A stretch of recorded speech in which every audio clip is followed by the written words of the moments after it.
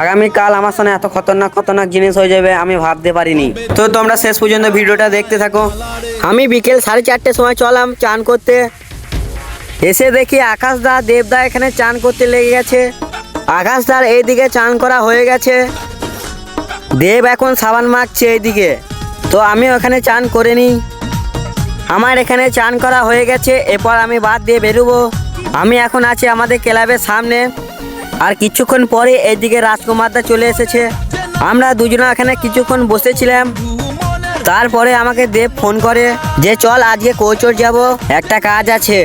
তারপরে আমার জেডএস ট্রেনারটাকে আমি শোরুম থেকে বার করে নিই, আর রাস্তায় যেতে যেতে আমার চোখে একটা বড় হাতি ঢুকে যায়। আমি ক্যানেলে পারে চলে এসেছি। রাস্তায় আস্তে আস্তে এত জোর বৃষ্টি পড়ছিল না, একটু লেগে আমার ফোনটাই পুরো ভিজে গেছিল। দিয়ে আমি ব্রিজের তলায় চলে আসি, আর ব্রিজের তলায় কেউ ছিল না, আমি একা ছিলাম। আর আমার প্রচন্ড ভয় করছিল, কেননা ওই জায়গাটা প্রচুর খারাপ।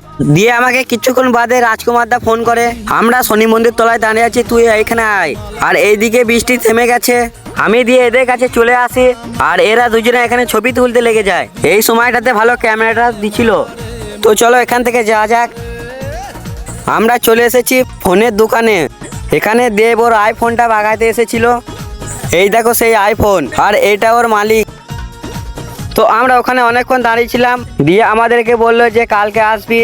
তো আমরা এখন চলাম চপের দোকান, এখানে আমরা চপ লুবো। আর এই ভিডিওটা পার্ট 2 দেখতে চাইলে কমেন্টে বলবে।